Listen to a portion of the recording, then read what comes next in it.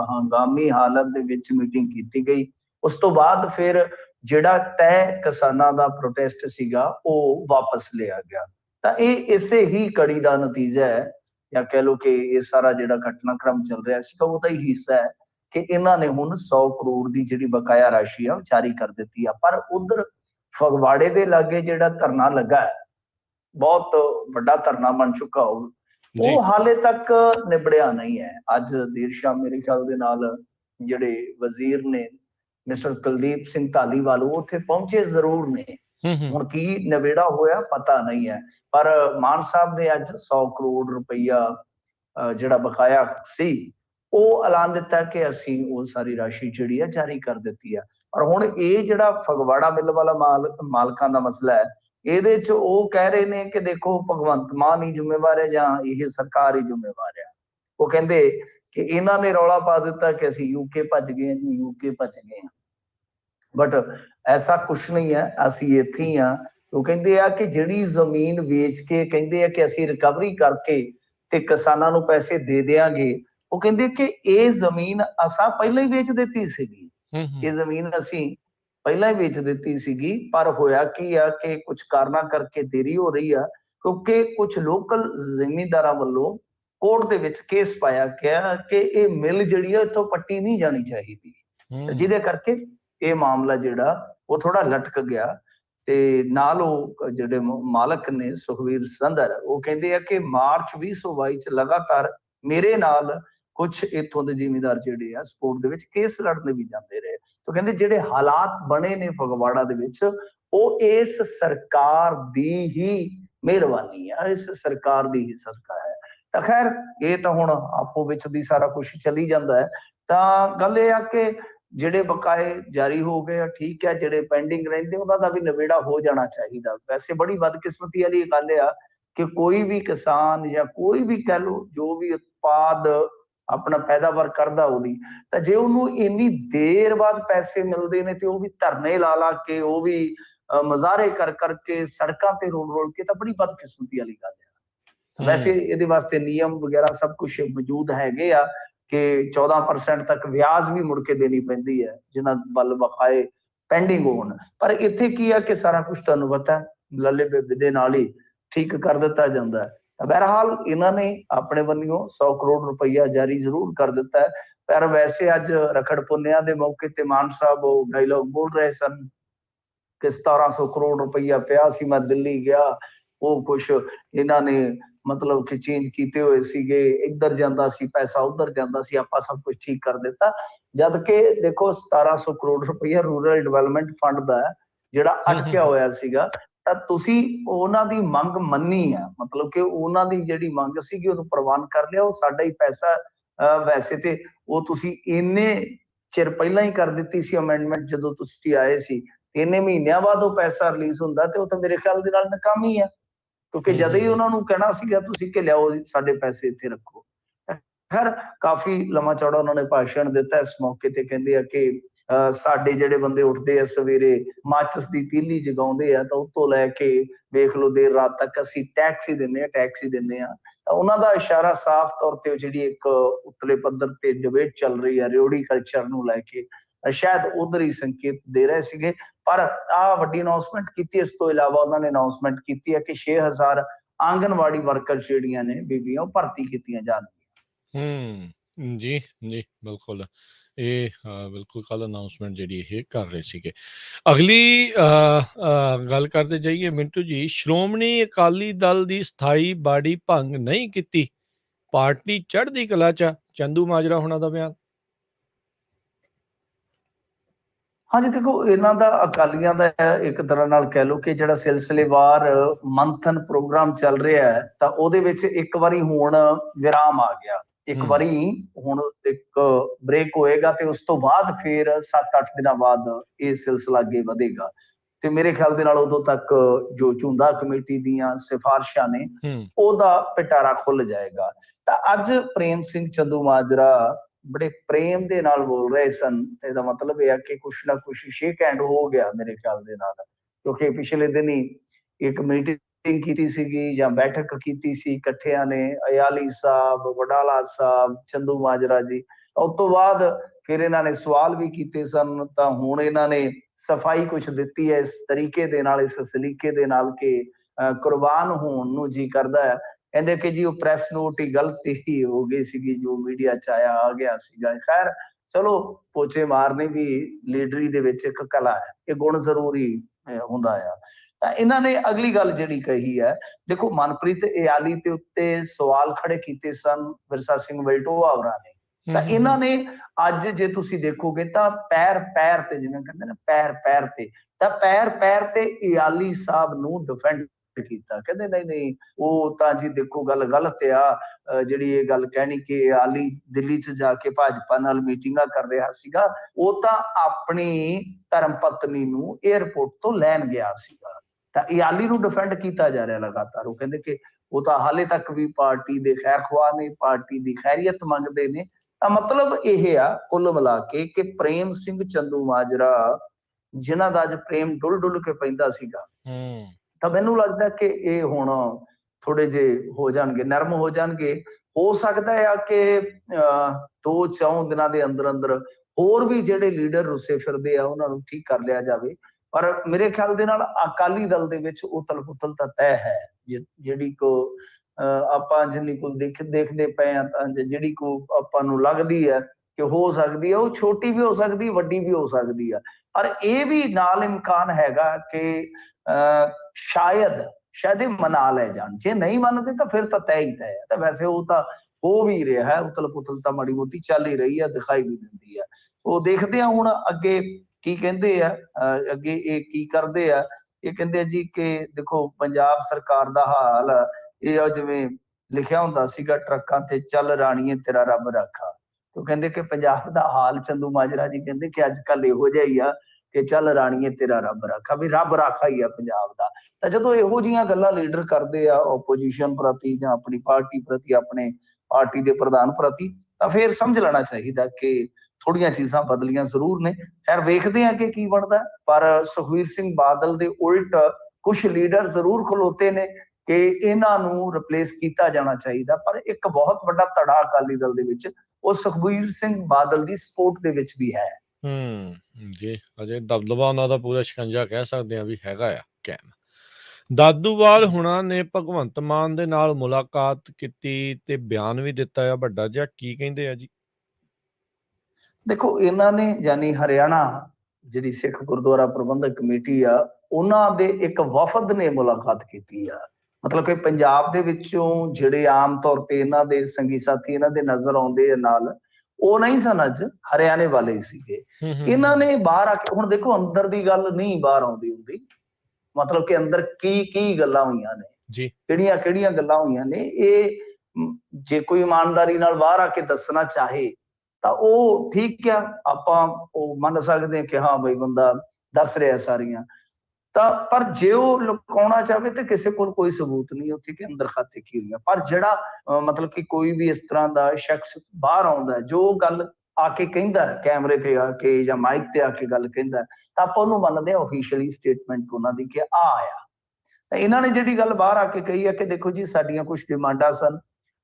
ਸਭ ਤੋਂ ਪਹਿਲਾਂ ਤਾਂ ਇਹ ਆ ਕਿ ਜਿਹੜੇ ਏਜੀ ਆ ਵਿਨੋਦ ਕਈ, ਉਹ ਕਹਿੰਦੇ ਆ ਕਿ ਇਹਨਾਂ ਨੇ ਡੇਰੇਦਾਰ ਦਾ ਕੇਸ ਝਗੜਿਆ ਹੋਇਆ, ਜਿਹਨੂੰ ਇਹ ਬੇਕਸੂਰ ਕਹਿੰਦੇ ਰਹੇ ਨੇ ਅਦਾਲਤ ਦੇ ਵਿੱਚ, ਤਾਂ ਉਹਦੇ ਖਿਲਾਫ ਇਹ ਸਜ਼ਾ ਕਿੱਦਾਂ ਮੰਗ ਲੈਣ? ਨੰਬਰ 1। ਨੰਬਰ 2, ਬਰਗਾੜੀ ਮਾਮਲਾ ਜਾਂ ਬਹਿਬਲ ਮਾਮਲਾ, ਉਹਦੇ ਵਿੱਚ ਵੀ ਇਹਨਾਂ ਨੇ ਕਿਹਾ ਕਿ ਜਲਦੀ ਤੋਂ ਜਲਦੀ ਬਈ ਕੰਮ ਹੋਣਾ ਚਾਹੀਦਾ। ਤੇ ਜਿਹੜਾ ਮੁੱਖ ਸਾਜ਼ਿਸ਼ ਘਾੜਾ ਡੇਰਾ ਸਿਰਸਾ ਦਾ ਜਿਹੜਾ ਮੁਖੀ ਹੈ, ਕਿ ਉਹਨੂੰ ਵੀ ਲਿਆ ਕੇ ਪੁੱਛਗਿੱਛ ਹੋਣੀ ਚਾਹੀਦੀ ਹੈ ਕਿ ਉਹਦਾ ਇਹਨਾਂ ਪਿੱਛੇ ਮੰਤਵ ਕੀ ਸੀਗਾ, ਸਾਰੀਆਂ ਜਾਨੀ ਬੇਅਦਬੀ ਦੀਆਂ ਘਟਨਾਵਾਂ ਪਿੱਛੇ। ਫਿਰ ਬੰਦੀ ਸਿੰਘਾਂ ਦੀ ਰਿਹਾਈ ਦਾ ਮਸਲਾ, ਉਹਦੇ ਵਿੱਚ ਪ੍ਰੋਫੈਸਰ ਦਵਿੰਦਰਪਾਲ ਸਿੰਘ ਭੁੱਲਰ ਹੋਰਾਂ ਦਾ ਮਾਮਲਾ, ਨਾਲ ਇਹਨਾਂ ਨੇ ਇਹ ਗੱਲ ਕਹੀ ਹੈ ਕਿ ਦੇਖੋ ਜਿਹੜੀਆਂ ਮਤਲਬ ਕਿ ਪਾਵਨ ਸਰੂਪ ਅਤੇ ਹੋਰ ਧਾਰਮਿਕ ਗ੍ਰੰਥਾਂ ਦੀ ਬੇਅਦਬੀ ਹੋ ਗਈ ਹੈ, ਉਹਦੇ ਵਾਸਤੇ ਫਾਸਟ ਟਰੈਕ ਕੋਰਟਾਂ ਜਿਹੜੀਆਂ ਉਹ ਲਗਾਈਆਂ ਜਾਣ। ਪਰ ਇਹਨਾਂ ਮੰਗਾਂ ਚੋਂ ਦੱਸਦੇ ਆ ਕਿ ਇੱਕ ਮੰਗ ਨਿੱਕੀ ਜਿਹੀ ਹੋਰ ਸੀ ਕਿ ਐਸਜੀਪੀਸੀ ਦੀਆਂ ਚੋਣਾਂ ਜਲਦੀ ਕਰਾ ਦਿੱਤੀਆਂ ਜਾਣ। ਇਹ ਬੜਾ ਜ਼ਰੂਰੀ ਆ, ਇਹ ਬਹੁਤ ਜ਼ਰੂਰੀ ਆ। ਸੋ ਪਹੁੰਚ ਹੋ ਕੇ ਗੱਲ ਫਿਰ ਇੱਥੇ ਆ ਖਲੋਂਦੀ ਆ ਕਿ ਦੇਖੋ ਕੁਛ ਵੀ ਹੋਈ ਜਾਵੇ, ਕੁਛ ਵੀ ਆ। ਹੁਣ ਤੇ ਵੈਸੇ ਤੇ ਗੱਲ ਇਹ ਆ ਕਿ ਅਕਾਲੀਆਂ ਵੇਲੇ ਤੇ ਇਹ ਬਹੁਤ ਤੁਹਾਨੂੰ ਪਤਾ ਹੀ ਆ, ਅਗਰੈਸ਼ਨ ਦਿਖਾਉਂਦੇ ਹੁੰਦੇ ਸਨ। ਕਾਂਗਰਸ ਵੇਲੇ ਵੀ ਮੋਰਚਾ ਲੱਗਿਆ। ਹੁਣ ਇਹ ਜਾ ਕੇ ਬਾਅਦ ਕਹੀ ਜਾਂਦੇ ਆ ਕਿ ਨਹੀਂ ਨਹੀਂ ਜੀ ਆਹ ਕਰੋ, ਆਹ ਕਰੋ, ਆਹ ਕਰੋ।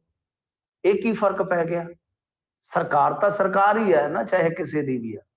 ਹੁਣ ਉਹ ਤੇਵਰ ਹੀ ਨਹੀਂ ਹੈਗੇ ਕਿ ਨਹੀਂ ਜੀ ਸਰਦਾਰ ਭਗਵੰਤ ਸਿੰਘ ਮਾਨ ਜੀ ਨੂੰ ਮਿਲ ਕੇ ਆਏ ਜੀ, ਸਰਦਾਰ ਭਗਵੰਤ ਸਿੰਘ ਮਾਨ ਨੂੰ ਇਹ ਕਹਿ ਕੇ ਆਏ ਜੀ, ਇਹ ਕਹਿ ਕੇ ਬੜਾ ਪਿਆਰ ਡੁੱਲਣ ਡਿਆ। ਵੀ ਹੁਣ ਵੀ ਤੇ ਤੁਸੀਂ ਉਹ ਤੇਵਰ ਦਿਖਾਓ ਸਰਕਾਰ ਨੂੰ ਕਿ ਭਾਈ ਅਸੀਂ ਲਾਵਾਂਗੇ ਬਰਗਾੜੀ ਚ ਮੋਰਚਾ, ਫਿਰ ਮੋਰਚਾ ਤੇ ਚੱਲ ਹੀ ਰਿਹਾ, ਤਗੜਾ ਕਰਕੇ ਲਾਵਾਂਗੇ। ਹੁਣ ਬੋਲੋਗਾ ਗੱਲ ਤੇ ਆ ਕਿ ਸਾਰਾ ਤੁਹਾਨੂੰ ਪਤਾ ਹੀ ਆ ਕਿ ਜਿਸ ਤਰੀਕੇ ਨਾਲ ਜਮਾਨ ਸਾਹਿਬ ਵੀ ਬੋਲੇ ਆ, ਕਹਿੰਦੇ ਮੇਰੇ ਮਿੱਤਰ ਹੈਗੇ ਨੇ ਕੇਂਦਰ ਸਰਕਾਰ ਦੇ ਵਿੱਚ, ਮਤਲਬ ਕਿ ਲੋੜ ਪਵੇ ਤੇ ਆਪਾਂ ਨੂੰ ਮੋੜਦੇ ਹੀ ਨਹੀਂ ਹੈ। ਜੋ ਪੈਸਾ ਧੇਲਾ ਸਹੀ ਢੰਗ ਦੇ ਨਾਲ ਜਿੱਥੇ ਲੋੜ ਆ, ਜਿਹੜਾ ਆਪਣਾ ਹੱਕ ਬਣਦਾ ਆਪਾਂ ਲੈ ਕੇ ਆਵਾਂਗੇ। ਤਾਂ ਕੇਂਦਰ ਸਰਕਾਰ ਦਾ ਗੁਣਗਾਨ ਉਹ ਵੀ ਕਰ ਰਹੇ ਆ। ਤਾਂ ਤੁਹਾਨੂੰ ਪਤਾ ਹੀ ਹੈ ਕਿ ਕੇਂਦਰ ਸਰਕਾਰ ਦੇ ਥਾਪੜੇ ਦੇ ਨਾਲ ਇੱਧਰ ਸਰਸੇ ਹੋਰੀ ਵੀ ਜਿਹੜੇ ਆ, ਉਹ ਵੀ ਇੱਕ ਧੜਾ ਬਹੁਤ ਤੇਜ਼ੀ ਦੇ ਨਾਲ ਅੱਗੇ ਵਧਾ ਰਹੇ। ਦਾਦੂਵਾਲ ਸਾਹਿਬ ਵੀ ਉਸ ਧੜੇ ਦੇ ਵਿੱਚ ਤੁਹਾਨੂੰ ਨਜ਼ਰ ਆਉਂਦੇ। ਤੇ ਸਾਰਾ ਕੁਝ ਸਾਫ਼ ਹੀ ਆ ਨਾ, ਸਾਰਾ ਕੁਝ ਸਾਫ਼ ਹੀ ਆ। ਸੋ ਗੱਲ ਇਹ ਆ ਕਿ ਐਸਜੀਪੀਸੀ ਚੋਣ ਹੀ ਮੁੱਖ ਟੀਚਾ ਹੈ ਇਸ ਵੇਲੇ, ਪਹੁੰਚ ਕੇ ਉਹੀ ਇੱਕ ਨਿਸ਼ਾਨਾ ਹੈ। ਤਾਂ ਮੇਰੇ ਖਿਆਲ ਦੇ ਨਾਲ ਐਸਜੀਪੀਸੀ ਚੋਣਾਂ ਦੀਆਂ ਤਿਆਰੀਆਂ ਜਿਹੜੀਆਂ ਉਹ ਆਰੰਭ ਦਿੱਤੀਆਂ, ਕਿਉਂਕਿ ਉਹਦੇ ਵਿੱਚ ਪੰਜਾਬ ਸਰਕਾਰ ਦਾ ਵੀ ਇੱਕ ਰੋਲ ਰਹਿੰਦਾ। ਮੇਰੇ ਖਿਆਲ ਦੇ ਨਾਲ ਜ਼ਿਆਦਾ ਗੁਫ਼ਤਗੂ ਇਸ ਮਸਲੇ ਤੇ ਹੋਏਗੀ। ਮੈਂ ਨਹੀਂ ਕਹਿੰਦਾ ਕਿ ਦੂਜੇ ਮਸਲਿਆਂ ਤੇ ਨਹੀਂ ਹੋਏਗੀ, ਪਰ ਮੇਰਾ ਇਹ ਮੰਨਣਾ ਹੈ ਕਿ ਦਾਦੂਵਾਲ ਸਾਹਿਬ ਨੇ ਜ਼ਿਆਦਾ ਜ਼ੋਰ ਇੱਧਰ ਦਿੱਤਾ ਹੋਏਗਾ। ਕਿਉਂਕਿ ਉਹਦੇ 'ਚ ਇੱਕ ਗੱਲ ਹੋਰ ਵੀ ਹੈ, ਤੁਹਾਨੂੰ ਮੈਂ ਦੱਸਾਂ ਕਿ ਜਿਹੜੀ ਹਰਿਆਣਾ ਕਮੇਟੀ ਬਣੀ ਸੀ, ਜਦੋਂ ਬਾਦਲ ਸਾਹਿਬ ਦਾ ਬਿਆਨ ਆਇਆ ਸੀ ਜੇ ਹਰਿਆਣਾ ਕਮੇਟੀ ਬਣੀ ਤੇ ਮੈਂ ਸ਼ਹੀਦੀ ਦੇ ਦਿਆਂਗਾ, ਤਾਂ ਗੱਲ ਇਹ ਆ ਕਿ ਹਰਿਆਣਾ ਕਮੇਟੀ ਜਦੋਂ ਬਣੀ ਸੀ ਤਾਂ ਉਦੋਂ ਬਾਅਦ ਇੱਕ ਕੇਸ ਵੀ ਪੈ ਗਿਆ ਸੀ ਜੀ। ਤਾਂ ਉਹਦੇ ਵਿੱਚ ਪੰਜਾਬ ਸਰਕਾਰ ਇੱਕ ਪਾਰਟੀ ਹੈ। ਹੁਣ ਜਦੋਂ ਤੱਕ ਉਹ ਕੇਸ ਪੈਂਡਿੰਗ ਆ, ਚੋਣ ਹੋ ਪਾਏਗੀ ਕਿ ਨਹੀਂ ਹੋ ਪਾਏਗੀ, ਇਹ ਵੀ ਇੱਕ ਬੜਾ ਵੱਡਾ ਸਵਾਲ ਹੈ ਨਾ, ਕਿਉਂਕਿ ਕੇਸ ਸੁਪਰੀਮ ਕੋਰਟ 'ਚ ਹੈ। ਸੋ ਇਸ ਕਰਕੇ ਜਿਹੜੀ ਗੱਲ ਲੱਗਦੀ ਹੈ ਕਿ ਮੈਂ ਜੋ ਕਹਿ ਰਿਹਾ ਕਿ ਦੇਖੋ ਐਸਜੀਪੀਸੀ ਚੋਣਾਂ ਹੀ ਇਸ ਵੇਲੇ ਕੁਝ ਪੰਥਕ ਸ਼ਖਸੀਅਤਾਂ ਜਿਹੜੀਆਂ ਫਿਰ ਰਹੀਆਂ ਨੇ, ਉਹਨਾਂ ਦਾ ਨਿਸ਼ਾਨਾ ਹੈ। ਤਾਂ ਉਹਦੇ ਵਿੱਚ ਪੰਜਾਬ ਸਰਕਾਰ ਦਾ ਇੱਕ ਰੋਲ ਆ। ਮੈਨੂੰ ਲੱਗਦਾ ਕਿ ਇਹ ਨੁਕਤਾ ਜ਼ਰੂਰ ਉੱਥੇ ਮੈਰਿਟ ਤੇ ਹੋਏਗਾ। ਜੀ ਜੀ ਜੀ। ਦਿੱਲੀ ਕਮੇਟੀ ਨੇ ਸ਼ਹੀਦਾਂ ਦੀ ਕਰਨੀ ਨੂੰ ਰਾਮਲੀਲਾ ਪ੍ਰਸੰਗ ਚ ਪਰੋ ਕੇ ਵੱਡੀ ਗੁਸਤਾਖੀ ਕੀਤੀ ਆ, ਜੀਕੇ ਹੋਣਾ ਨੇ ਆਖਿਆ। ਬਸ ਜੀ ਇਹ ਗੱਲਾਂ ਸਮਝਦੇ ਜਾਓ ਤੁਸੀਂ।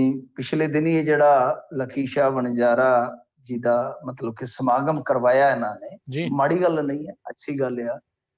ਉਸ ਤੋਂ ਪਿੱਛੇ ਜੇ ਤੁਸੀਂ ਦੇਖੋਗੇ ਤਾਂ ਜਥੇਦਾਰ ਜੀ ਦਾ ਲੰਗਰ ਛਕਣਾ, ਜਿਹਦੇ ਤੇ ਬਹੁਤ ਸੰਗਤ ਨੇ ਇਤਰਾਜ਼ ਵੀ ਕੀਤਾ, ਤੁਹਾਨੂੰ ਪਤਾ ਹੋਵੇਗਾ, ਜਿਸ ਤਰੀਕੇ ਨਾਲ ਉੱਥੇ ਲੰਗਰ ਛਕਾਇਆ ਜਾ ਰਿਹਾ ਸੀਗਾ।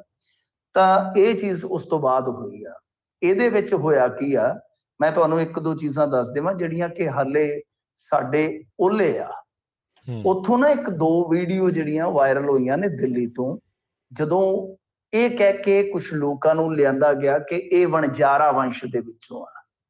ਪਹਿਲੀ ਗੱਲ ਇਹ ਆ ਕਿ ਹੁਣ ਜੇ ਇੱਧਰ ਆਪਾਂ ਟੋਲਣ ਲੱਗੀਏ ਤੇ ਬਹੁਤ ਪਿਛਾਂ ਤੱਕ ਚਲੇ ਜਾਂਦਾ, ਰਿਕਾਰਡ ਤੇ ਗਾਂਹ ਤੱਕ ਚਲੇ ਜਾਂਦਾ ਬਥੇਰਾ ਕੁਛ। ਉਹਨਾਂ ਵਿੱਚੋਂ ਕੁਝ ਵਿਅਕਤੀ ਟੈਂਬੈਕੂ ਯੂਜ਼ ਕਰਦੇ ਜਿਹੜੇ ਆ, ਉਹ ਵੀਡੀਓ 'ਚ ਵਾਇਰਲ ਹੋਏ, ਅੰਦਰ ਵੀ ਤੇ ਬਾਹਰ ਵੀ। ਇਹ ਇੱਕ ਬੜਾ ਵੱਡਾ ਮੁੱਦਾ ਸੀਗਾ। ਇਹਦੇ ਤੇ ਨਾ ਅੱਜ ਮੇਰੇ ਖਿਆਲ ਦੇ ਨਾਲ ਜੇ ਤੁਸੀਂ ਸਪੋਕਸਮੈਨ ਅਖਬਾਰ ਤੇ ਜਾਓਗੇ ਤਾਂ ਉਹਦੇ 'ਚ ਇੱਕ ਛੋਟਾ ਜਿਹਾ ਬਿਆਨ ਜ਼ਰੂਰ ਲੱਗਾ, ਕੋਈ ਬਹੁਤੀ ਕਵਰੇਜ ਨਹੀਂ ਹੋਈ। ਜੇ ਆਪਾਂ ਦੇਖੀਏ ਇੱਕਾ ਦੁੱਕਾ ਖਬਰਾਂ ਲੱਗੀਆਂ ਨੇ, ਤਾਂ ਮੇਰੇ ਖਿਆਲ ਦੇ ਨਾਲ ਇਹ ਜਿਹੜੀ ਸਟੇਟਮੈਂਟ ਲੱਗੀ ਸੀ, ਇਹ ਜਸਮੀਤ ਸਿੰਘ ਕੋਈ ਕੀਮਤਪੁਰਾ ਨੇ, ਸ਼ਾਇਦ ਇਹ ਹੈਗੇ ਨੇ ਅਕਾਲੀ ਦਲ ਦਿੱਲੀ ਵਾਲੇ, ਯੂਥ ਵਿੰਗ ਵਾਲੇ, ਮਤਲਬ ਕਿ ਸਰਨਾ ਗਰੁੱਪ ਦੇ। ਇਹਨਾਂ ਨੇ ਮੰਗ ਜ਼ਰੂਰ ਚੁੱਕੀ ਆ ਕਿ ਭਾਈ ਲਖੀਸ਼ਾ ਵਣਜਾਰਾ ਹਾਲ 'ਚ ਜਿਹੜੀ ਬੇਅਦਬੀ ਹੋਈ ਆ, ਉਹਦੇ ਬਾਰੇ ਦਿੱਲੀ ਕਮੇਟੀ ਮੈਂਬਰ ਚੁੱਪ ਕਿਉਂ ਨੇ। ਬਾਕੀ ਬਹੁਤਾ ਇਸ ਗੱਲ ਨੂੰ ਕਿਸੇ ਨੇ ਗੌਲਿਆ ਨਹੀਂ। ਹਾਲਾਂਕਿ ਉੱਥੇ ਯਾਨੀ ਦਿੱਲੀ ਦੇ ਵਿੱਚ ਪੰਥਕ ਸਭਾ 'ਚ ਇਹਦੀ ਖਾਸੀ ਚਰਚਾ ਹੈ। ਇੱਕ ਤਾਂ ਇਹ ਆ ਕਿ ਜੇ ਏਦਾਂ ਹੁਣ ਵੰਸ਼ ਨੂੰ ਜੋੜਿਆ ਜਾਏਗਾ ਤਾਂ ਤੁਹਾਨੂੰ ਪਤਾ ਜਿਹੜੇ ਤੰਬਾਕੂ ਯੂਜ਼ ਕਰੀ ਜਾਂਦੇ, ਜਿਨ੍ਹਾਂ ਨੂੰ ਸਿੱਖਾਂ ਦੀਆਂ ਮਾਨਤਾਵਾਂ ਬਾਰੇ ਨਹੀਂ ਪਤਾ, ਤਾਂ ਉਹ ਰਲ ਗੱਡ ਮੱਡ। ਗਾਂ ਜਾ ਕੇ ਕੀ ਹੋਏਗਾ, ਮੈਂ ਜਿਵੇਂ ਤੁਹਾਨੂੰ ਸੰਕੇਤਕ ਤੌਰ ਤੇ ਦੱਸ ਦਿੱਤਾ ਕਿ ਫਿਰ ਉਹੀ ਰਾਮ ਰੌਲਾ, ਉਹੀ ਗੱਲਾਂ ਬਾਤਾਂ। ਇਹ ਜਜ਼ਬ ਦੀ ਪ੍ਰਕਿਰਿਆ ਹੁੰਦੀ ਹੈ। ਤਾਂ ਇੱਥੇ ਹੁਣ ਕੋਈ ਬੋਲ ਹੀ ਨਹੀਂ ਰਿਹਾ। ਹੁਣ ਜਥੇਦਾਰ ਜੀ ਦਾ ਇੱਥੇ ਬੋਲਣਾ ਬਣਦਾ, ਉਦਾਂ ਤਾਂ ਉਹ ਬਿਆਨ ਮਿੰਟ ਤੇ ਦਿੰਦੇ ਨੇ ਉਹ, ਨਸੀਹਤਾਂ ਤੱਕ ਦਿੰਦੇ ਨੇ। ਤਾਂ ਇਹ ਬਹੁਤ ਵੱਡਾ ਮੁੱਦਾ ਸੀਗਾ, ਕਿਉਂਕਿ ਜਿਹੜਾ ਪ੍ਰੋਗਰਾਮ ਸਾਰਾ ਕਰਵਾਇਆ ਗਿਆ, ਇੱਕ ਤਰ੍ਹਾਂ ਨਾਲ ਜੇ ਤੁਸੀਂ ਦੇਖੋਗੇ ਤਾਂ ਵਾਇਆ ਭਾਜਪਾ ਹੀ ਹੋਇਆ ਹੈ। ਇਹਦੇ ਇਸ਼ਤਿਹਾਰ ਤੇ ਵੀ ਕੁਝ ਸਿੱਖ ਬੁੱਧੀਜੀਵੀਆਂ ਨੇ ਇਤਰਾਜ਼ ਕੀਤਾ ਸੀਗਾ, ਫੋਟੋ ਲਾਉਣ ਤੋਂ ਵੀ। ਤਾਂ ਖੈਰ ਇਹ ਸਾਰੀਆਂ ਚੀਜ਼ਾਂ ਜਿਹੜੀਆਂ ਹੋਈਆਂ ਨੇ ਉੱਥੇ, ਤਾਂ ਉਸੇ ਪ੍ਰਸੰਗ ਦੇ ਵਿੱਚ ਜਿਸ ਤਰ੍ਹਾਂ ਇਹ ਮਨਜੀਤ ਸਿੰਘ ਜੀਕੇ ਦਾ ਬਿਆਨ ਆਇਆ ਵਾ ਕਿ ਇਹਨਾਂ ਨੇ ਕੀ ਕੀਤਾ, ਇੱਕ ਹੋਰ ਉੱਥੇ ਕਰਤੂਤ ਵੇਖੋ ਜਿਹੜੀ ਕੀਤੀ ਆ ਕਿ ਲੱਖੀ ਸ਼ਾਹ ਵਣਜਾਰਾ ਜੀ ਦਾ ਤੁਹਾਨੂੰ ਪਤਾ ਹੀ ਹੈ ਨਾ ਕਿ ਸਾਰਾ ਪਰਿਵਾਰ ਲੜਾਈ ਦੇ ਵਿੱਚ ਸ਼ਹੀਦ ਹੋਇਆ। ਗੁਰੂ ਸਾਹਿਬ ਪ੍ਰਤੀ ਉਹਨਾਂ ਦੀ ਬਹੁਤ ਸ਼ਰਧਾ ਸੀ, ਅਥਾਹ ਸ਼ਰਧਾ ਸੀ।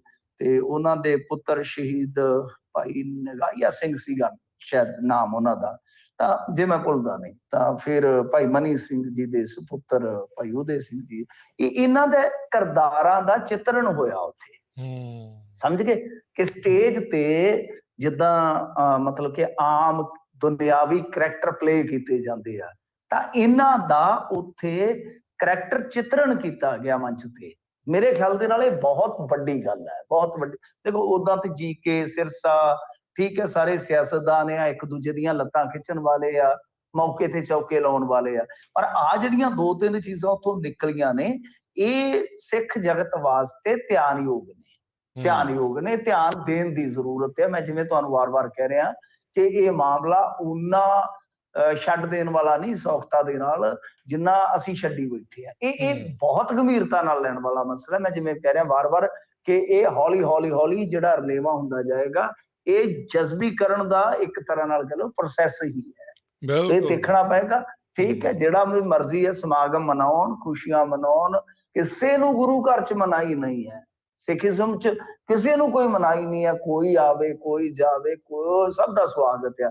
ਪਰ ਇਸ ਤਰ੍ਹਾਂ ਦੀਆਂ ਕੁਝੀਆਂ ਚੀਜ਼ਾਂ ਜਾਂ ਜੋ ਸਿੱਖ ਪਰੰਪਰਾਵਾਂ ਦੇ ਉਲਟ ਚੀਜ਼ਾਂ ਨੇ, ਇਹ ਸਭ ਕੁਝ ਹੋਣਾ ਤੇ ਇਹਨਾਂ ਤੇ ਐਕਸ਼ਨ ਨਾ ਹੋਣਾ, ਇਹ ਬੜੇ ਵੱਡੇ ਸਵਾਲ ਨੇ ਜੀ। ਹੌਲੀ ਹੌਲੀ ਸਭ ਕੁਝ ਨੂੰ ਜਿਹੜਾ ਰੜਗੜ ਕਰੀ ਜਾਣਾ, ਉਹਦੇ ਵਿੱਚ ਮੰਨੀ ਜਾਣਾ ਤੇ ਕਿਸੇ ਦਾ ਉੱਤੇ ਨਾ ਬੋਲਣਾ, ਵਾਕਈ ਚਿੰਤਾ ਦਾ ਵਿਸ਼ਾ ਜਿਹੜਾ ਉਹ ਬਾਅਦ ਚ ਬਣੇਗਾ।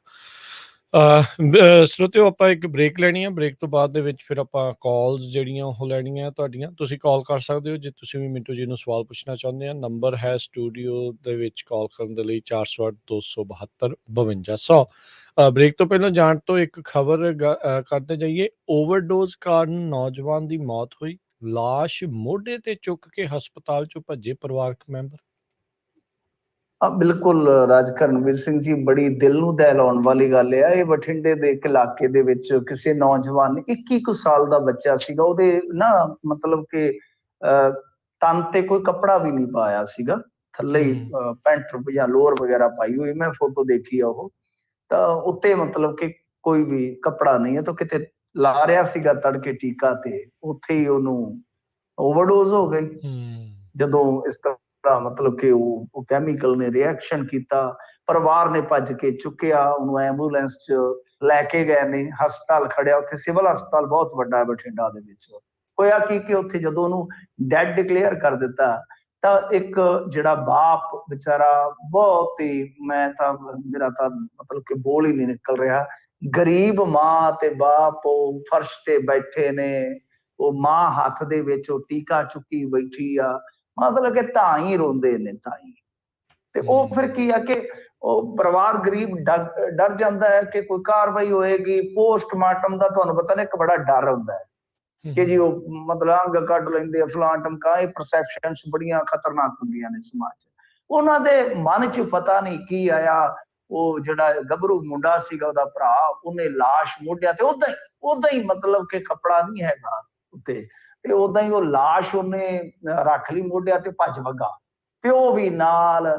ਤੇ ਬਾਹਰ ਮਤਲਬ ਕਿ ਜਦੋਂ ਹਸਪਤਾਲ ਤੋਂ ਬਾਹਰ ਆਈਏ ਤੇ ਸੜਕ ਆ ਉੱਤੇ ਹੀ ਗੇਟ ਦੇ, ਸੜਕ ਆ ਉੱਥੇ ਆ ਕੇ ਟੈਂਪੂ ਚ ਪਾ ਦਿੰਦੇ ਨੇ, ਆਹ ਜਿਹੜਾ 3 ਵੀਲਰ ਹੁੰਦਾ ਹੈ। ਫਿਰ ਜਦੋਂ ਪਿੱਛੇ ਉੱਥੇ ਸਟਾਫ ਨੂੰ ਪਤਾ ਲੱਗਦਾ ਹੈ ਕਿ ਮੋਰਚਰੀ ਚ ਲਿਜਾਣ ਦੀ ਥਾਂ ਤੇ ਇਹ ਤੇ ਲਾਸ਼ ਭਜਾ ਕੇ ਲੈ ਕੇ ਚੱਲੇ ਆ, ਫਿਰ ਉਹ ਹਫੜਾ ਦਫੜੀ ਮਚਦੀ ਆ, ਬੁਰੇ ਹਾਲ, ਉੱਥੇ ਪੁਲਿਸ ਪਹੁੰਚਦੀ ਆ, ਲਾਸ਼ ਨੂੰ ਵਾਪਸ ਲਿਆਂਦਾ ਜਾਂਦਾ। ਪਰ ਉਸ ਟੱਬਰ ਦਾ ਕੁਰਲਾਹਟ, ਉਹ ਕੁਰਲਾਪ ਦੇਖ ਨਹੀਂ ਹੁੰਦਾ। ਮੈਂ ਕਹਿੰਦਾ ਕਿ ਜੇ ਕੰਧਾਂ ਦੇ ਵੀ ਕਿਤੇ ਹਿਰਦੇ ਲੱਗੇ ਹੁੰਦੇ ਤੇ ਸ਼ਾਇਦ ਉਹ ਵੀ ਪਿਘਲ ਕੇ ਨਾ ਮੂੰਹ ਚ ਆ ਜਾਂਦੇ। ਇੰਨਾ ਕੁਰਲਾਪ ਉੱਥੇ ਕਰ ਰਹੇ ਨੇ ਮਾਂ-ਬਾਪ। ਓਏ ਗਗਨਿਆ, ਉਹਦਾ ਨਾਮ ਸ਼ਾਇਦ ਗਗਨਾ ਸੀ, ਓਏ ਗਗਨਿਆ ਓਏ ਇੱਕ ਸਾਹ ਲੈ ਲਾ। ਬਾਪ ਏਦਾਂ ਕਹਿ ਰਿਹਾ। ਫਿਰ ਭਰਾ ਕਹਿ ਰਿਹਾ ਕਿ ਯਾਰ ਮਤਲਬ ਕਿ ਚਿੱਟੇ ਵਾਲੇ ਤੋਂ ਪੈਸੇ ਲੈ ਲੈ ਕੇ ਵਿਖਾਈ ਜਾਂਦੇ ਨੇ। ਤਾਂ ਬਠਿੰਡੇ ਦੀ ਤਰਾਸਦੀ ਇਹ ਆ ਰਾਜ ਕਰਨਵੀਰ ਸਿੰਘ ਜੀ, ਜੇ ਪਿੱਛੇ ਚਲੇ ਜਾਓਗੇ, ਇੱਕ ਸਰਕਾਰ ਦਾ ਨਹੀਂ, ਇੱਥੇ ਤਾਂ 600-700 ਮੁੰਡਾ ਮਰਿਆ ਇਸ ਜ਼ਿਲ੍ਹੇ ਦੇ ਵਿੱਚ ਹੁਣ ਤੱਕ। ਜੇ ਤੁਸੀਂ ਦੇਖੋਗੇ ਆ ਸਾਲ 2 ਸਾਲ ਦਾ ਕੋਈ ਅੰਕੜਾ ਹੋਏਗਾ, 600-700 ਮੁੰਡਾ। ਤੁਸੀਂ ਵੇਖੋ ਕਿ 600-700 ਮੁੰਡਾ, ਮਤਲਬ ਇਹ ਹੈ ਕਿ 600-700 ਘਰ ਦਾ ਉਜਾੜਾ। ਬਹੁਤ ਵੱਡੀ ਇੱਕ ਗਿਣਤੀ ਬਣ ਜਾਂਦੀ ਆ। ਤਾਂ ਉਹ ਮੂੰਹ ਦੋਸ਼ ਲਾਉਂਦੇ, ਫਲਾਣਾ ਵੇਚਦਾ, ਬਸ ਏਦਾਂ ਰੌਲਾ ਪੈਂਦਾ 4 ਦਿਨ, ਫਿਰ ਚੁੱਪਚਾਪ ਹੋ ਜਾਂਦਾ, ਫਿਰ ਉਸੇ ਤਰ੍ਹਾਂ ਹੀ ਕੰਮ ਚੱਲੀ ਜਾਂਦਾ।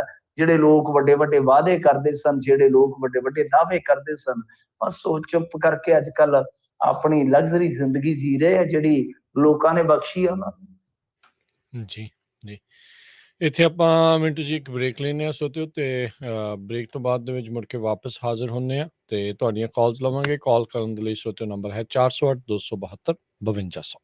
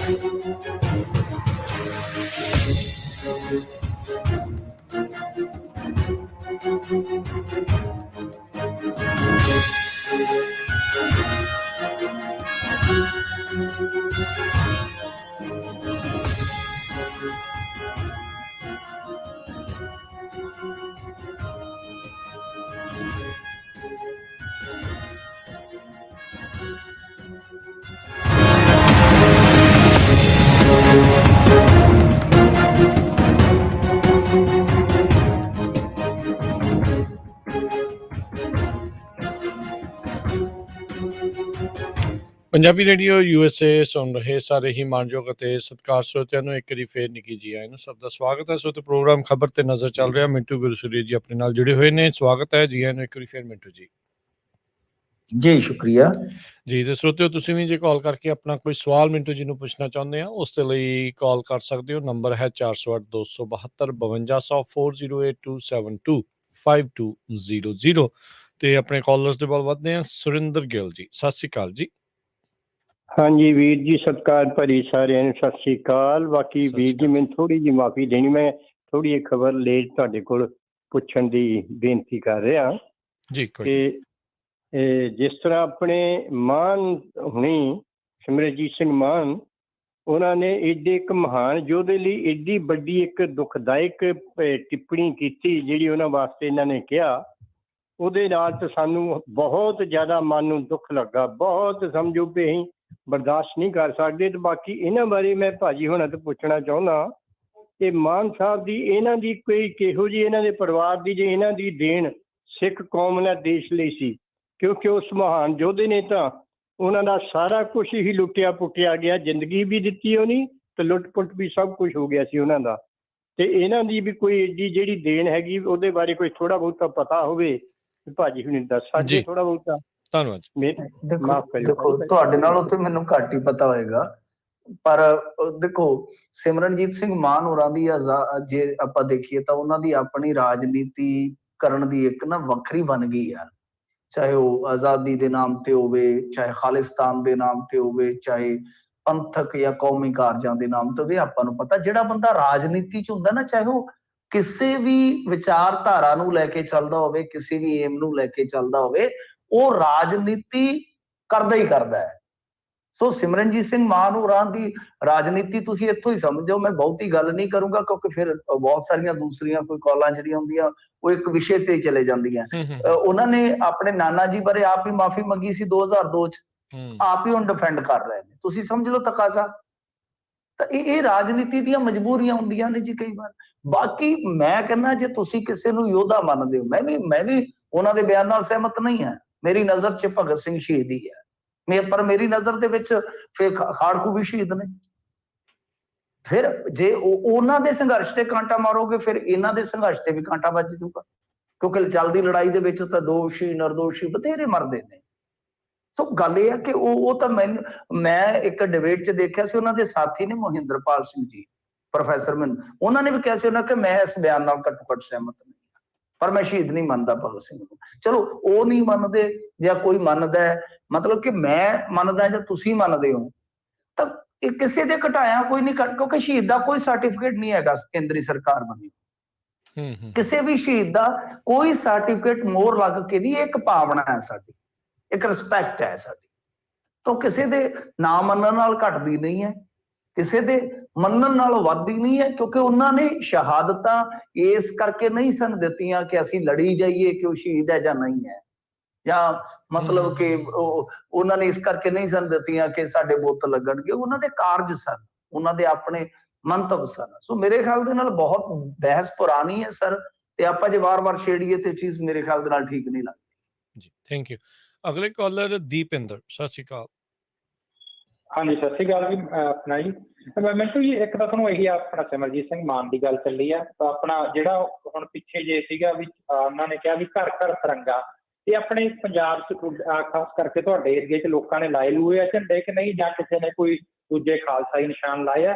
ਇੱਕ ਤੁਹਾਨੂੰ ਨਸ਼ਿਆਂ ਬਾਰੇ ਗੱਲ ਕਰਨੀ ਸੀਗੀ ਵੀ ਤੁਸੀਂ ਇੱਥੇ ਵਾਹਵਾ ਰਿਸਰਚ ਕੀਤੀ ਜਾਂ ਤੁਸੀਂ ਲੋਕਾਂ ਨੂੰ ਮਿਲਦੇ ਹੋ, ਕੀ ਇਹ ਗੱਲ ਸਹੀ ਹੈ ਵੀ ਜਿਹੜੇ ਆ ਚਿੱਟੇ ਚੁੱਟੇ ਨਾਲ ਜਿਹੜੇ ਇਹਦੇ ਆਦੀ ਹੁੰਦੇ ਆ, ਇਹ ਕੁਛ ਆਪਾਂ ਕਹਿ ਦਈਏ ਵੀ ਗਰੀਬ ਤਬਕਾ ਹੁੰਦਾ ਕਿ ਇਹਦੇ ਨਾਲ ਉਹ ਲੋਕਾਂ ਦੀ ਫਾਈਨੈਂਸ਼ੀਅਲ ਕੰਡੀਸ਼ਨ ਦਾ ਕੋਈ ਨਹੀਂ ਹੈਗਾ ਵੀ ਸਾਰੇ ਲੋਕ ਹੀ ਜਿਹੜੇ ਪੈ ਜਾਂਦੇ ਆ ਤਾਂ ਕੋਈ ਇਹ ਤਾਂ ਡਜ਼ਨਟ ਮੈਟਰ ਵੀ ਉਹ ਕਿੰਨੇ ਕੁ ਅਮੀਰ ਆ ਜਾਂ ਗਰੀਬ ਆ ਜਾਂ ਜੀ ਜੀ ਦੇਖੋ ਪਹਿਲੀ ਗੱਲ ਜਿਹੜੀ ਇੱਧਰ ਸਾਡੇ ਏਰੀਏ 'ਚ ਇੰਨਾ ਨਹੀਂ ਹੈ, ਨਾ ਤਾਂ ਖਾਲਸਾਈ ਨਿਸ਼ਾਨ ਜ਼ਿਆਦੇ ਮੈਂ ਵੇਖੇ ਨੇ, ਹਾਂ ਮਤਲਬ ਕਿ ਟਾਵੇਂ ਤੇ ਨਾ ਹੀ ਤਿਰੰਗੇ ਜ਼ਿਆਦੇ ਵੇਖੇ ਨੇ ਸਾਡੇ। ਵੈਸੇ ਵੀ ਮਤਲਬ ਕਿ ਬਹੁਤ ਘੱਟ ਅਸਰ ਹੁੰਦਾ ਕਿਉਂਕਿ ਅਸੀਂ ਪਟੇਲ ਤੇ ਬੈਠੇ ਆ ਬਿਲਕੁਲ ਐਂਡ ਤੇ।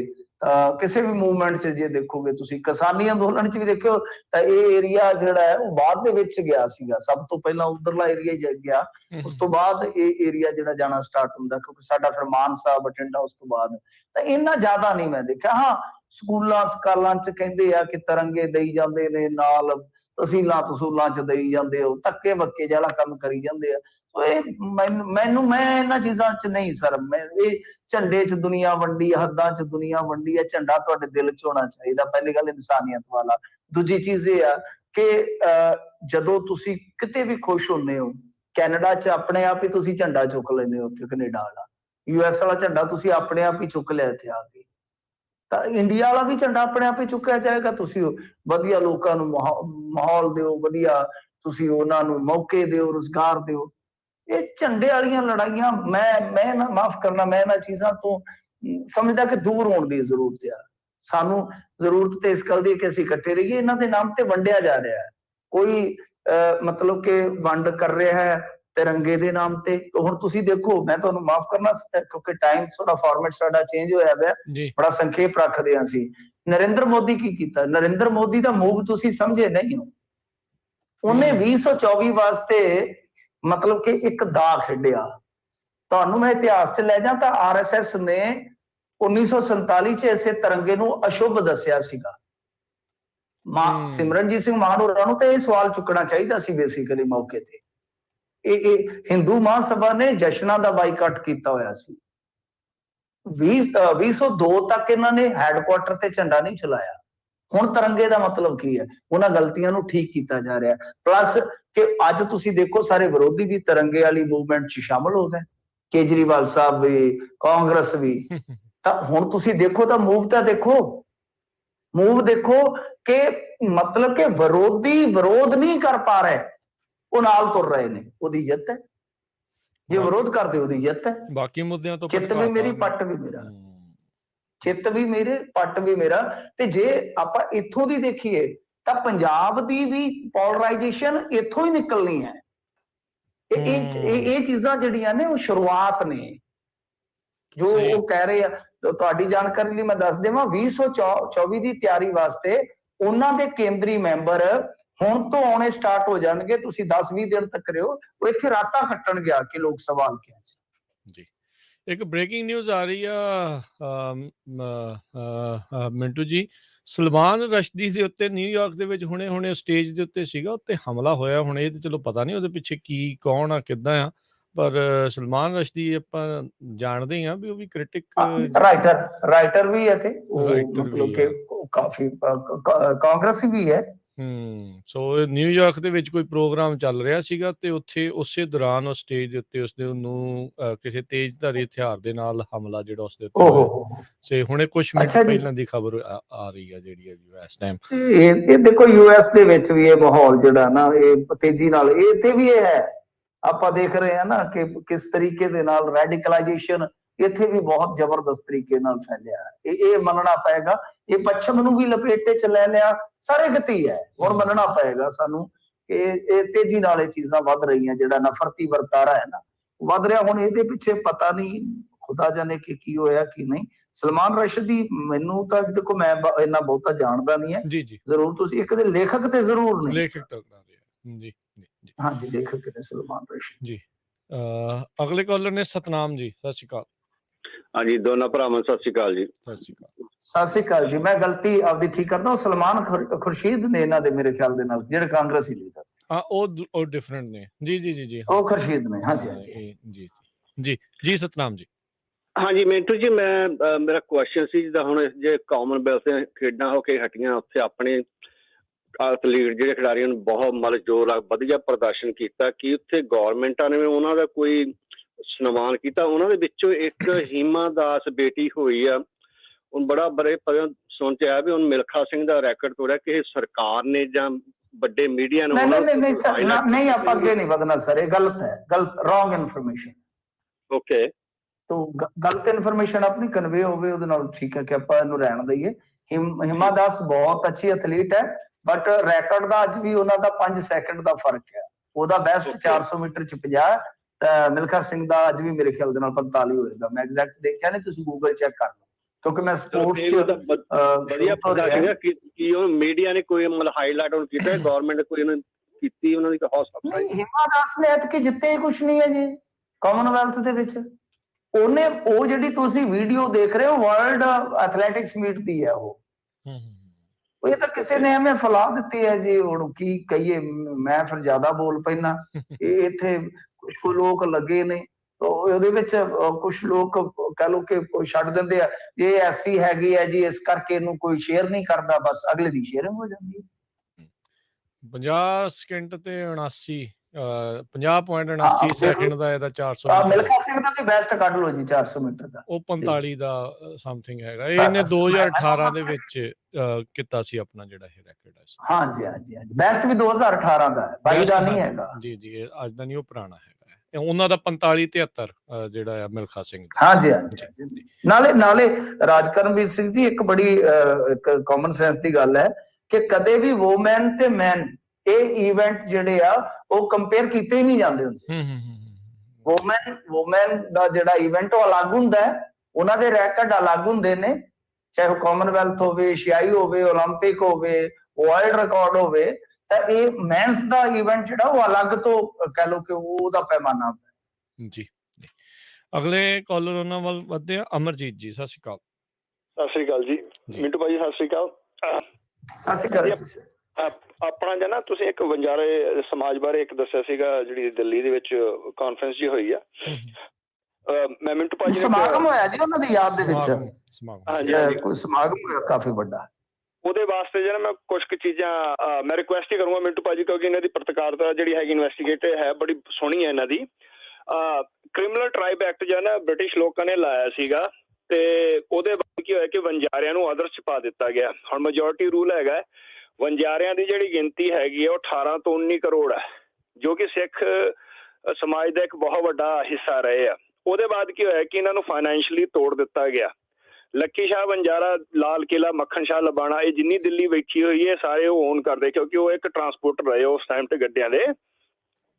ਜਲਦੀ ਵਾਈਂਡ ਅਪ ਕਰਿਓ ਜੀ, ਕਿਉਂਕਿ ਸਮਾਂ ਆਪਣੇ ਕੋਲ ਅੱਜ ਬਹੁਤ ਥੋੜਾ ਜਿਹਾ ਘੱਟ ਆ, ਸੋ ਬੇਨਤੀ ਹੋਈ ਹੈ ਤੁਹਾਨੂੰ ਜੀ। ਹਾਂਜੀ, ਬਸ ਮੈਂ ਇੰਨੀ ਕਹਿ ਕਿ ਜਦੋਂ ਤੁਸੀਂ ਇਸ ਬਾਰੇ ਕੁਝ ਜਿੱਦਾਂ ਇਹਨਾਂ ਨੇ ਦੱਸਿਆ ਕਿ ਉਸ ਉੱਤੇ ਸਮਾਗਮ ਕੀਤਾ ਗਿਆ, ਥੋੜੀ ਜਿਹੀ ਰਿਸਰਚ ਕੀਤੀ ਜਾਵੇ। ਤੇ ਇੱਕ ਹਿਸਟੋਰੀਅਨ ਹੈਗੇ ਸਰਦਾਰ ਗਗਨਦੀਪ ਸਿੰਘ ਆਪਣਾ ਹਰਿਆਣੇ ਤੋਂ, ਉਹ ਵੀ ਬੜਾ ਇਹਦੇ ਤੇ ਡੀਪਲੀ ਕਰ ਰਹੇ, ਤੇ ਜਦੋਂ ਵੀ ਤੁਹਾਡਾ ਟਾਈਮ ਲੱਗੇ ਪਲੀਜ਼ ਇਹਦੇ ਤੇ ਮਾੜਾ ਜੀ ਨਾ ਆਪ ਰਿਪੋਰਟ ਕਰਨ। ਥੈਂਕ ਯੂ ਜੀ। ਨਹੀਂ, ਦੇਖੋ ਗੱਲ ਕੀ ਹੈ ਕਿ ਮੇਰਾ ਇਹ ਵਿਸ਼ਾ ਨਹੀਂ ਹੈ, ਅਸੀਂ ਹਿਸਟੋਰੀਅਨ ਨਹੀਂ, ਅਸੀਂ ਤੇ ਤੁਹਾਨੂੰ ਸੂਚਨਾਵਾਂ ਦੇਣ ਵਾਲੇ ਆ ਕਿ ਜੋ ਚਲੰਤ ਚੱਲ ਰਿਹਾ ਅਸੀਂ ਉਹ ਤੁਹਾਨੂੰ ਦੱਸ ਦਿੰਦੇ ਆ ਕਿ ਇਸ ਵੇਲੇ ਵਿਵਾਦ ਉੱਠ ਰਿਹਾ ਹੈ ਜੋ ਹੋਇਆ। ਇਹ ਹਿਸਟਰੀ ਦੇ ਵਿੱਚ ਜੇ ਰਿਸਰਚ ਕਰਾਂਗੇ ਫਿਰ ਸੂਚਨਾਵਾਂ ਤੁਹਾਡੇ ਤੱਕ ਕੌਣ ਲੈ ਕੇ ਆਏਗਾ? ਸਾਡਾ ਰੋਜ਼ਮਰਾ ਦੀਆਂ ਸੂਚਨਾਵਾਂ ਲੈ ਕੇ ਆਉਣਾ ਉਹ ਸਾਡਾ ਹੈ ਡਿਊਟੀ ਦਾ ਕੰਮ। ਹਿਸਟਰੀ ਦਾ ਜਿਹੜੇ ਹਿਸਟੋਰੀਅਨ ਲੱਗੇ ਹੋਏ ਨੇ, ਤੁਸੀਂ ਉਹਨਾਂ ਦੇ ਰਿਸਰਚ ਪੇਪਰ ਫੋਲੋ ਕਰੋ, ਬਿਲਕੁਲ ਆਪ ਖੋਜ ਕਰੋ, ਤੁਹਾਡਾ ਵਿਸ਼ਾ। ਮੈਂ ਵੀ ਜ਼ਰੂਰ ਜਦੋਂ ਮੈਨੂੰ ਟਾਈਮ ਮਿਲੇਗਾ ਮੈਂ ਜ਼ਰੂਰ ਪੜਾਂਗਾ। ਪਰ ਗੱਲ ਇਹ ਹੈ ਕਿ ਵਣਜਾਰਾ, ਮੇਰਾ ਮਤਲਬ ਕਿ ਮੇਰਾ ਮੰਨਣਾ ਹੈ ਕਿ ਵਣਜਾਰਾ ਸ਼ਬਦ ਵਣਜ ਕਰਨ ਵਾਲੇ ਤੋਂ ਹੀ ਆਇਆ, ਤਾਂ ਉਹ ਜ਼ਰੂਰ ਉਹਦੇ ਬਾਰੇ ਅੱਗੇ ਮੈਂ ਪੜਾਂਗਾ। ਪਰ ਹਿਸਟਰੀ ਤੇ ਅਸੀਂ ਪ੍ਰੋਪਰ ਕੰਮ ਕਰੀਏ ਤਾਂ ਉਹ ਸੰਭਵ ਨਹੀਂ ਹੈ ਜੀ। ਕੁਝ ਹੋਰ ਕਾਲਰ, ਸਮਾਂ ਬਿਲਕੁਲ ਆਪਣੇ ਕੋਲ ਥੋੜਾ ਰਹਿ ਗਿਆ। ਜੋਗਾ ਸਿੰਘ ਜੀ, ਜੀ ਮੁੰਡੀ ਸਤਿ ਸ੍ਰੀ ਅਕਾਲ ਜੀ। ਮੇਰਾ ਸਰ ਇੱਕ ਛੋਟਾ ਸਵਾਲ ਹੈ ਜੀ, ਵੀ ਸ਼੍ਰੋਮਣੀ ਕਮੇਟੀ ਨੇ ਸੰਨ 84 ਦੇ ਵਿੱਚ 10 ਰੁਪਏ ਦਾ ਕਲੇਮ ਕੀਤਾ ਸੀ ਜੀ ਸੈਂਟਰ ਗਵਰਨਮੈਂਟ ਦੇ ਉੱਤੇ, ਵੀ ਸਾਡਾ ਹਰਜਾਨਾ 10 ਰੁਪਏ ਹੋਇਆ ਜੀ, ਉਹ ਕੇਸ ਕੁਛ ਬਣਿਆ ਜਾਂ ਕੋਈ ਪੈਂਡਿੰਗ ਪਿਆ ਜੀ, ਕੋਈ ਸੂਚਨਾ ਹੈ ਜੀ? ਹੈ ਪੁੱਛਣਾ ਚਾਹੁੰਦੇ। ਧੰਨਵਾਦ। हाँ जी, कादी जी, जोगा सिंह जी, कादी ਇਹ 10 ਅਰਬ ਰੁਪਏ ਦਾ ਸ਼੍ਰੋਮਣੀ ਕਮੇਟੀ ਨੇ ਸੈਂਟਰ ਗਵਰਨਮੈਂਟ ਤੇ ਕਲੇਮ ਕੀਤਾ ਸੀ ਜੀ, ਵੀ ਜਿਹੜਾ ਨੁਕਸਾਨ ਹੋਇਆ ਆ ਰੈਫਰੈਂਸ ਜੀ, ਜੀ ਲਾਇਬ੍ਰੇਰੀ ਨਹੀਂ ਹੋਇਆ ਨਹੀਂ ਜੀ। ਦੇਖੋ ਉਹ ਵਕੀਲਾਂ ਜਿਹੜੀ ਫੀਸ ਹੁੰਦੀ ਹੈ ਨਾ, ਕੋਰਟ ਫੀਸ, ਜਦੋਂ ਤੁਸੀਂ ਮੁਕੱਦਮਾ ਪਾਉਂਦੇ ਹੋ ਇਦਾਂ ਦਾ, ਜਾਂ ਮਤਲਬ ਕਿ ਦਾਵਾ ਕਰਦੇ ਹੋ, ਤੁਹਾਨੂੰ ਉਹ ਇੱਕ ਹਿੱਸਾ ਫੀਸ ਦਾ ਜਮ੍ਹਾਂ ਕਰਵਾਉਣਾ ਪੈਂਦਾ। ਉਹ ਐਸਜੀਪੀਸੀ ਨੇ ਬਹੁਤ ਦੇਰ ਬਾਅਦ ਕਰਵਾਇਆ ਵਾ, ਤਾਂ ਉਹਦੀ ਸੁਣਵਾਈ ਪਿਛਲੇ ਸਾਲ ਸੀ ਮਈ ਦੇ ਵਿੱਚ। ਉਸ ਤੋਂ ਬਾਅਦ ਇਹਨਾਂ ਨੇ ਕਿਹਾ ਸੀਗਾ ਕਿ ਤੁਸੀਂ ਰਲ ਬੈਠ ਕੇ ਵਿਚਾਰ ਕਰ ਲਓ। ਇੱਕ ਮੌਕਾ ਦਿੱਤਾ ਸੀ ਕੇਂਦਰ ਸਰਕਾਰ ਅਤੇ ਐਸਜੀਪੀਸੀ ਨੂੰ ਕਿ ਤੁਸੀਂ ਬੈਠ ਕੇ ਆਪਸ ਦੇ ਵਿੱਚ ਹੱਲ ਕੱਢ ਲਓ, ਪਰ ਇਹਨਾਂ ਦਾ ਬਾਅਦ ਦੇ ਵਿੱਚ ਹੱਲ ਨਹੀਂ ਨਿਕਲਿਆ। ਤਾਂ ਇਹਨਾਂ ਨੇ ਕੋਰਟ ਨੂੰ ਕਹਿ ਦਿੱਤਾ ਸੀਗਾ ਕਿ ਨਹੀਂ, ਸਾਡੀ ਸਹਿਮਤੀ ਨਹੀਂ ਬਣਦੀ, ਕਿ ਮਤਲਬ ਕਿ ਸੁਣਵਾਈ ਅੱਗੇ ਤੋਰੋ। ਹੁਣ ਉਹ ਸੁਣਵਾਈ ਤੁਰੇਗੀ। ਮੈਂ ਡੇਟ ਦਾ ਜ਼ਰੂਰ ਪਤਾ ਕਰਾਂਗਾ ਕਿ ਨੈਕਸਟ ਹੀਅਰਿੰਗ ਜਿਹੜੀ ਆ ਉਹ ਕਿਸ ਡੇਟ ਨੂੰ ਹੋ ਰਹੀ ਹੈ ਜੀ। ਸੁਲੱਖਣ ਜੀ ਸਤਿ ਸ਼੍ਰੀ ਅਕਾਲ। ਹਾਂਜੀ, ਸਤਿ ਸ਼੍ਰੀ ਅਕਾਲ ਜੀ। ਜੀ। ਮੈਂ ਸਵਾਲ ਤਾਂ ਮੇਰੇ ਦੋਸਤ ਸੀਗੇ, ਪਰ ਮੈਂ ਟਾਈਮ ਥੋੜਾ ਹੋਣ ਕਰਕੇ ਕੱਟ ਰਿਹਾ, ਪਰ ਮੈਂ ਇੱਕ ਨਾ ਆਪਦਾ ਥੋੜਾ ਜਿਹਾ ਵਿਊ ਹੀ ਸਾਂਝਾ ਕਰਨ ਲੱਗਿਆ ਮਿੰਟੂ ਸਾਹਿਬ ਜੀ ਨਾਲ। ਆਹ ਰੋਜ਼ ਸੁਣ ਰਹੇ ਹਾਂ ਵੀ ਕਿੰਨੀ ਔਖੇ ਹੋ ਕੇ ਆਪਾਂ ਸ਼੍ਰੋਮਣੀ ਕਮੇਟੀ ਹੋਣ ਚ ਲਿਆਂਦੀ ਸੀ। ਹੁਣ ਇਹ ਲੋਕ ਸਿਰਫ ਇੱਕ ਪਰਿਵਾਰ ਨੂੰ ਸਪੋਰਟ ਕਰਨ ਦੀ ਖਾਤਰ ਕਿਵੇਂ ਬਾਹਾਂ ਉੱਚੀਆਂ ਕਰ ਕਰਕੇ ਲਲਕਾਰੇ ਮਾਰਦੇ ਆ। ਹਾਂਜੀ, ਇਹ ਸੁਖਬੀਰ ਸਿੰਘ ਬਾਦਲ ਸਾਡਾ ਲੀਡਰ ਹੈ ਰਹੂਗਾ। ਤੇ ਕੀ ਲੋਕਾਂ ਨੇ ਇਹਨਾਂ ਨੇ ਤਹਈਆ ਕਰ ਲਿਆ ਵੀ ਜਿੰਨਾ ਚਿਰ ਇਸ ਸਿਰਮੌਰ ਕਮੇਟੀ ਦਾ ਇਹ ਭੋਗ ਨਹੀਂ ਪਾ ਦਿੰਦੇ ਜੀ, ਉਹਨਾਂ ਚ ਇਹਨਾਂ ਲੋਕਾਂ ਨੇ ਆਪਦੇ ਮਫਾਦਾਂ ਦੀ ਖਾਤਰ ਇਹੋ ਜਿਹਾ ਕੁਛ ਹੀ ਕਰੀ ਜਾਣਾ। ਮੇਰਾ ਇੰਨਾ ਵਿਊ ਸੀਗਾ ਜੀ। ਜੀ ਜੀ ਜੀ ਜੀ, ਇਹ ਤੁਹਾਡਾ ਵਿਊ ਹੈ, ਕੋਈ ਗੱਲ ਨਹੀਂ ਹੈ ਜੀ। ਕੋਈ ਹੈ ਕਾਲ ਰਾਜਕਰਨ ਜੀ? ਇੱਕ ਅਵਤਾਰ ਲਾਲੀ ਨੇ, ਤੇ ਫਿਰ ਆਪਾਂ ਸਮਾਪਤੀ ਜਿਹੜੀ ਉਸ ਤੇ ਲੈ ਲਓ। ਇਹਨਾਂ ਦਾ ਤਾਂ ਫਿਰ ਵਿਊ ਆ ਹੀ ਗਿਆ, ਤੁਸੀਂ ਕਾਲ ਲੈ ਲਓ ਜੀ। ਅਵਤਾਰ ਜੀ ਸਤਿ ਸ਼੍ਰੀ ਅਕਾਲ ਜੀ। ਸਤਿ ਸ੍ਰੀ ਅਕਾਲ ਭਾਜੀ। ਭਾਜੀ ਪੁੱਛੋ ਤਾਂ ਮਿੰਟੂ ਸਾਹਿਬ ਨੂੰ ਬਈ ਆ ਜਿਹੜਾ ਮਜੀਠੀਆ ਆ ਕੇ ਕਹਿੰਦਾ ਸਿੱਧੂ ਅੰਦਰ ਗਰਮੀ ਆ ਫਲਾਨਾ ਏਦਾਂ, ਇਹਨੂੰ ਮਜੀਠੀਏ ਨੂੰ ਕੋਈ ਅਕਾਲੀ ਦਊਗੇ ਪਾਵਰ ਕਿ ਉਦੋਂ ਗਫੋੜਾ ਹੀ ਮਾਰਦੇ ਹਲੇ? ਪਾਵਰ ਹੀ ਆ ਜੀ, ਉਹ ਕੋ ਥੋੜੀ ਆ ਕਿਤੇ। ਜਦੋਂ ਪ੍ਰਧਾਨ ਦਾ ਸਾਲਾ, ਉਹ ਦੇਖੋ ਤੁਹਾਨੂੰ ਪਤਾ ਤੇ ਹੈਗਾ ਕਿ ਕਹਿੰਦੇ ਕੁੱਲ ਲੁਕਾਈ ਇੱਕ ਤਰਫ ਤੇ ਲਗਾਈ ਕਾ ਭਾਈ ਇੱਕ ਤਰਫ। ਆਜੇ ਪਾਵਰ ਕਿਹੜੀ ਹੁੰਦੀ ਆ? ਅਗਲਾ ਕਹਿੰਦਾ ਮੈਨੂੰ ਸਾਹ ਸੂ ਦਾ ਲੈ ਲੈਂਦੇ, ਜਦੋਂ ਪੱਤਰਕਾਰ ਪੁੱਛਦੇ ਸੀਗੇ ਥੋੜਾ ਸਾਹ ਸੂ ਲੈ ਲੈਂਦਾ ਫਿਰ ਹੁੰਦਾ ਤੁਹਾਡੇ। ਦੇਖੋ ਗੱਲ ਕੀ ਹੈ, ਬੜੀ ਹੈਰਾਨਗੀ ਹੁੰਦੀ ਹੈ ਵੀ ਕਹਿੰਦਾ ਉਹ ਗਰਮੀ ਚ ਮਰਨ ਡਿਆ, ਕੰਧਾਂ ਚ ਵੱਜਣ ਡਿਆ, ਤੇ ਬੰਦਾ ਪੁੱਛੇ ਵੀ ਤੇਰੇ ਉੱਤੇ 3 ਟਨ ਦੇ ਏਸੀ ਲੱਗੇ ਸੀਗੇ, ਤੂੰ ਵੀ ਤਾਂ ਉਸੇ ਜੇਲ੍ਹ ਚ ਸੀਗਾ। ਜੀ ਜੀ ਜੀ ਬਿਲਕੁਲ। ਸੋ ਦੇਖੋ ਕੀ ਆ ਇਹ। ਵੈਸੇ ਜਿੱਦਾਂ ਇਆਲੀ ਹੁਣਾ ਦਾ ਸੀਗਾ, ਓਦਾਂ ਵੈਸੇ ਮੈਨੂੰ ਜੀ ਲੱਗਦਾ ਵੀ ਮਜੀਠੀਆ ਹੁਣੀ ਜਿੱਦਾਂ ਲਗਾਈ ਕਾ ਬਾਈ ਇੱਕ ਤਰਫ, ਇਹ ਭਰਾ ਜਿਹੜਾ ਕਿਤੇ ਗਾਂਹ ਨਹੀਂ ਜਾ ਸਕਦਾ ਬਾਦਲ ਹੁਣਾ ਤੋਂ। ਨਹੀਂ, ਹਾਲ ਦੀ ਘੜੀ ਨਹੀਂ, ਕਿਉਂਕਿ ਜੇ ਸੁਖਬੀਰ ਨੂੰ ਰਿਪਲੇਸ ਕਰਨਗੇ ਨਾ, ਤਾਂ ਫਿਰ ਜਿਹੜਾ ਸੁਖਬੀਰ ਸਿੰਘ ਬਾਦਲ ਦੀ ਰਿਪਲੇਸਿੰਗ ਨੂੰ ਮਤਲਬ ਕਿ ਦੂਸਰੇ ਵੇ ਨਾਲ ਦੇਖਦਾ ਹੈ ਕਿ ਇੱਕ ਜੋ ਪ੍ਰੋਸੈਸ ਹੈ ਪ੍ਰਧਾਨ ਦਾ, ਉਹ ਅਪਣਾ ਕੇ ਤੇ ਨਵਾਂ ਪ੍ਰਧਾਨ ਲੈ ਆਈਏ, ਤਾਂ ਫਿਰ ਉਹ ਧੜਾ ਤਾਂ ਬਹੁਤ ਜ਼ਿਆਦਾ ਹਾਵੀ ਹੋ ਜਾਏਗਾ ਨਾ। ਉਹ ਧੜਾ ਬਹੁਤ ਜ਼ਿਆਦਾ ਹਾਵੀ ਹੋ ਜਾਏਗਾ। ਇਸ ਕਰਕੇ ਮੈਨੂੰ ਲੱਗਦਾ ਕਿ ਜਿਹੜੀ ਹੈਗੀ ਆ ਮੋਰਲੀ ਲੀਡਰਸ਼ਿਪ, ਖਾਸ ਤੌਰ ਤੇ ਪ੍ਰਧਾਨ ਹੈ ਜਾਂ ਕੋਰ ਕਮੇਟੀ, ਉਹਦੇ ਚ ਬਹੁਤਾ ਵੱਡਾ ਚੇਂਜ ਨਹੀਂ ਹੋਏਗਾ। ਤੇ ਜੇ ਹੋਏਗਾ ਤਾਂ ਫਿਰ ਧਮਾਕਾ ਹੋਏਗਾ, ਕਿਉਂਕਿ ਫਿਰ ਤਾਂ ਕਹਿਣਗੇ ਨਾ ਕਿ ਤੁਸੀਂ ਆਪੇ ਤਾਂ ਕਹਿ ਰਹੇ ਹੋ ਕਿ ਪ੍ਰਧਾਨ ਜੀ ਨਾਲ ਛੇੜਛਾੜ ਨਹੀਂ ਹੋਏਗੀ ਉਹਨਾਂ ਦੇ ਅਹੁਦੇ ਨਾਲ, ਉਹ ਇੱਥੇ ਰਹਿਣਗੇ। ਤੇ ਜੇ ਮਤਲਬ ਕਿ ਇਦਾਂ ਦੀ ਕੋਈ ਚੇਂਜਿੰਗ ਹੁੰਦੀ ਹੈ ਤਾਂ ਫਿਰ ਤਾਂ ਦੂਸਰਾ ਧੜਾ ਬਹੁਤ ਜ਼ਿਆਦਾ ਅਗਰੈਸਿਵ ਹੋ ਜਾਏਗਾ। ਬਿਲਕੁਲ ਜੀ ਜੀ। ਤੇ ਮਿੰਟੂ ਜੀ ਬਹੁਤ ਸ਼ੁਕਰੀਆ, ਬਹੁਤ ਧੰਨਵਾਦ। ਮਿਲਦੇ ਹਾਂ ਜੀ ਅਗਲੀ ਵਾਰ। ਮਿਹਰਬਾਨੀ, ਸਤਿ ਸ਼੍ਰੀ ਅਕਾਲ ਜੀ। ਤੇ ਸੋ ਤੇ ਪ੍ਰੋਗਰਾਮ ਦੀ ਇੱਥੇ ਸਮਾਪਤੀ ਹੈ। ਮੇਰੇ ਵੱਲੋਂ ਵੀ ਤੁਹਾਨੂੰ ਸਭ ਨੂੰ ਪਿਆਰ ਭਰੀ ਸਤਿ ਸ਼੍ਰੀ ਅਕਾਲ। ਸੁਣਦੇ ਰਹੋ, ਦੇਖਦੇ ਰਹੋ ਪੰਜਾਬੀ ਰੇਡੀਓ USA।